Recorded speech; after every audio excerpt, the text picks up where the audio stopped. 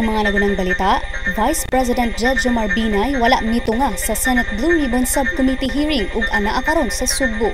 Mga suspect sa sunod-sunod nga pagpanuli sa convenience stores, pizza house ug money transfer gingong mga kanhi pulis. British College professor nasikop dinhi sa Subo human nagdala og duha ka mga minor de edad sa hotel. Matud niya nga gipakaon ra niya ang mga bata.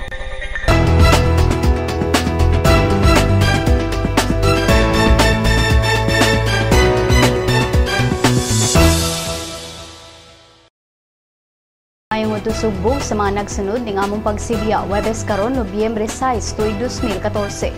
Kini si Jay Sandoval makatud kaninyo mga nagunang balita. Kini ang Sunstar Pilipinas. Vice President Jejomar Binay wala nito nga sa Senate Blue Ribbon Subcommittee hearing kaganinang buntag kalabot sa aligasyon sa korupsyon nga gikalambigita niini. Ang Vice Presidente anaa karon sa probinsya sa Subo ug niabot kaganinang buntag.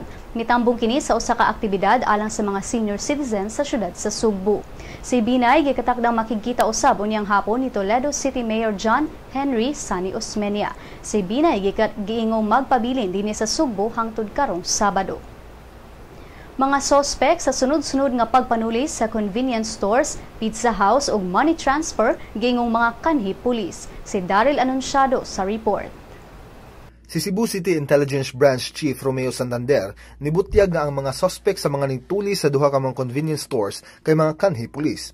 Si Santander ni ila sa mga suspitsyado nga sila police officers Eugene Salingay ug Michael Baldimesa. Si Salingay ug Baldimesa giingong maoy nanuli sa Alberto's Pizza sa may Fidel Rosario Street, syudad sa Sugbo sa niaging semana, ug giingong mausay nituli sa Western Union Guadalupe Branch sa niaging buwan. Ug kagahapon sa kadlawon ang convenience store nga road stop sa Mvela Street sa Barangay Banawa, Cebu City ang gitulis na sab, di nakuha ang kwartang mobalor sa 23,000 pesos ug tulo ka mga cellphones. Gikuha sab sa mga nanulis ang service firearm sa security guard.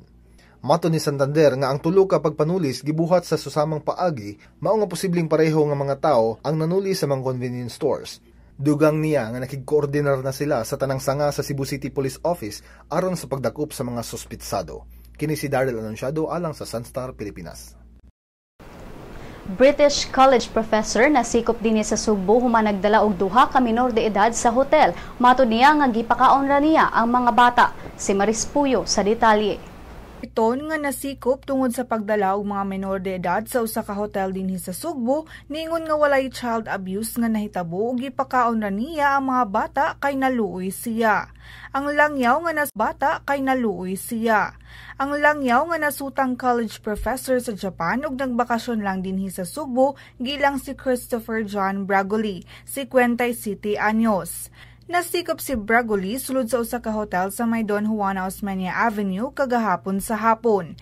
Diin na rescue ang duha ka mga babae nga nag-edad og 15 anyos ug 19 anyos. Sutaon pa ang tinud nga edad sa 19 anyos tungod kay matud pa sa pulis, bata pa kayo kini og naong ug posibleng mas gamay pa ang tinud nga edad. Si Central Visayas Anti-Cybercrime Group Chief Michael Virtudazo ningon nga nakadawat silang tip gikan sa ilang counterparts sa gawas sa nasod nga dunay usa ka Briton nga moanhi sa Pilipinas kay makikita sa iyang mga higala. Ang langyaw ug ang mga na-rescue magkaila sa Facebook. Ang mga biktima gingong nakapadala na og mga hulagway nga naghubo ug ubang mga pornographic pictures. Apan matud ni Bragoli nga iya rang ipakaon ang mga bata tungod kay naluoy siya ug daw nindot ang pagtrato nila kaniya. Ang Briton 30 na katuig nga propesor sa Japan ug minyo sa usa ka Japanese national. Gikatakdaon ta siyang muuli-balik sa sunod semana. Matud sa mga otoridad, ila pang ipaubos sa eksaminasyon ang mga gadget ni Bragoli nga gituuhan nga dunay sulod nga mga pornographic materials.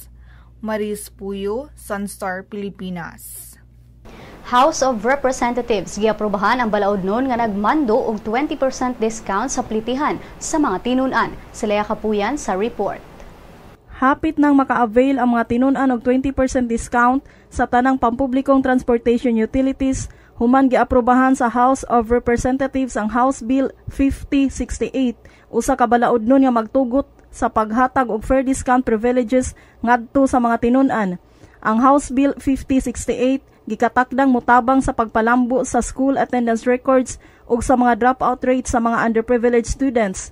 Ubos sa maong bill, ang mga tinun-an sa nasod nga nag-edad og 30 anyos pa ubos, kinahanglan lang mopakitag school-issued ID o current validated enrollment form, inubanan sa bisan unsang dokumento nga magpamatuod sa iyang identity aron maka-avail sa discount. Ang 20% discount ma-avail lang kung tingklase. Ang maong balaod nun mohatag sab og kahigayunan sa mga tinun-an nga mopasakag reklamo ngadto sa Land Transportation Franchising and Regulatory Board, Maritime Industry Authority ug Civil Aeronautics Board kung balibaran sa maong discount. Duna say penalty sa mga drivers sa land public transportation utilities nga mobalibad sa student fare discount. Makamulta sab ang mobalibad nga mga tag-iya o operator sa sea, water or air public transportation utility gikan sa 5,000 pesos ngadto sa 30,000 pesos. Ang maong balaod nun magtugot sab sa pagpamulta sa mga mobalibad nga operators sa rail public transportation utility gikan sa 1,000 pesos ngadto sa 15,000 pesos. Leia Capuyan, Sunstar, Pilipinas. Project engineer sa Generoso Bridge 2 sa Davao City ni pasalig nga mahuman ang rehabilitasyon sa Taytayan karong Nobyembre 15. Ang hinay nga dagan sa pagkumpleto sa pag-ayos sa Taytayan gisaway ni atong Martes ni Davao City Councilor Bernard Alag. Kinsa niingon nga dili reasonable ang pagpangayo og extension date sa Department of Public Works and Highways. Apan si Alvin Cabuenas, project engineer sa DPWH, nagkanayon nga anaa na sila sa last stages sa proyekto. Dugang ni Cabuenas nga aduna pay laing slab ug diaphragm nga butangan og concrete. Ang last pouring date gikatakda sa Nobyembre 6. Si Mayor Rodrigo Duterte nimando nga dili dalion ang trabaho tungod kay posibleng magabok ang Taytayan. Ang syudad may implementar og rerouting scheme samtang nagpadayon ang rehabilitasyon. O ganiya ang mga balita gikan sa ubang parte sa nasod.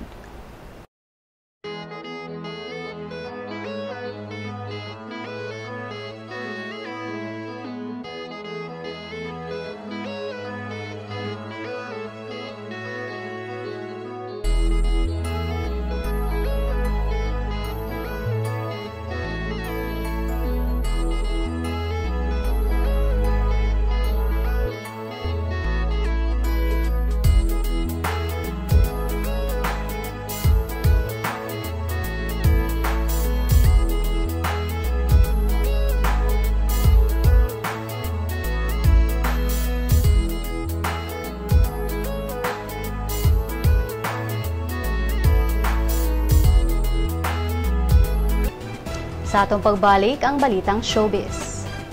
Had your daily dose of Sunstar News? Good news! Sunstar's e-paper has a 7-day trial version. You can now check on the recent headlines on your desktops, tablets, or smartphones. From the hottest news to the latest updates on any publication. You may register with the following steps. First, go to the website www.sunstar.com.ph. Click the e-paper button at the upper right corner of the page. Click the subscribe button of the new user icon. Fill in the required field of information for registration. Once you're done, don't forget to mark the I have read and agreed to the terms of use and the privacy policy.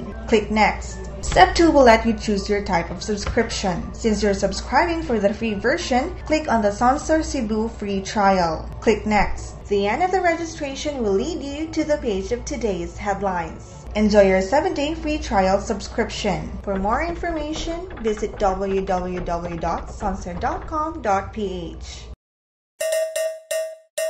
Mga kabisdak! Ani-ana ang atong magazine! Bisdak! Kabisdak ato ani gikan sa bagatan hangtod norte. Isan asa, mapadpad, bisayang dako, makalupad. Mahigugmaon, matinahuron, matinabangon, mapasigar buhon. Bisayang dako, ehemplo sa maayong lumulupyo. Ani-ana bay? Ato ni bay? Original ni bay? Bisdak Magazine ni bay. Ang Bisdak Magazine mapalit sa Newsboys ug sa inyong suking tindahan.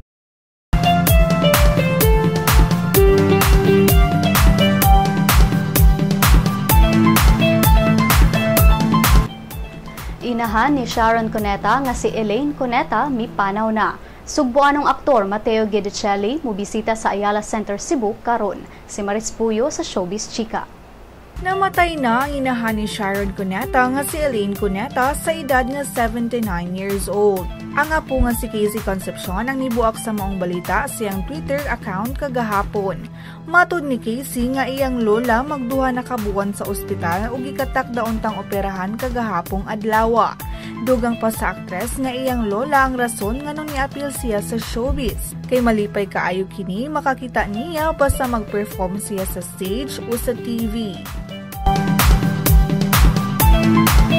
Naakaron sa Cebu ang kapamilya actor nga si Mateo Guidicelli aron personal nga motambong sa block screening sa iyang pelikulang Morn 5.2 The Transformation karong alas 7 sa gabi sa Ayala Cinema. Sikol sa hit comedy film nga Morn 5 ang maong pelikula gibituunan gihapon sa mga bida ni adto nga silang Marvin Agustin, Billy Crawford, Luis Manzano, DJ Dorano ug ubos sa direksyon ni Wende Ramas. Si Mateo ang bagong nadugang karon sa sequel nga samot nakapaalegre tungod kay gilatan siya dinhi sa daghang komedya bahin sa iyang uyab nga si Sarah Geronimo. Ang Morn 5.2 The Transformation gibituunan usab ni John Lapus kinsa mo'y kontrabida nga nakagawas gikan sa Mental. Ang maong pelikula showing na sugod kagahapon sa mga paboritong sinihan. Sa Showbiz Chika, Maris Puyo. Alang sa uban pang Showbiz Chika, bisitaha ang celebrity.sunstar.com.ph. I-follow po mi sa Twitter @SunstarShowbiz.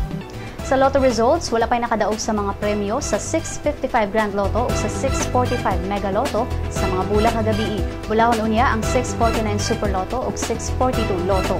Ani ang balor sa dolyar gikan sa Bangko Sentral ng Pilipinas. Musunod ang kapalaran gikan sa Sunstar Super Balita.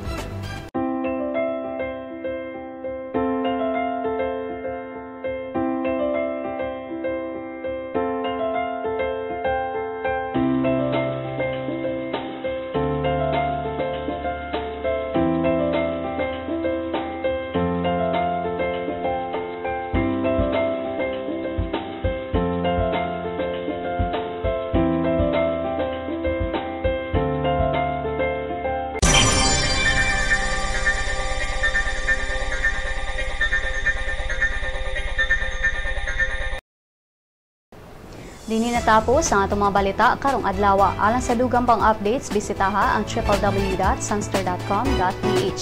I-follow sab ang among mga updates sa Twitter @Sunstar Online ug sa Facebook, Sunstar Philippine News. Kini si Jay Sandoval ug kini ang Sunstar Pilipinas.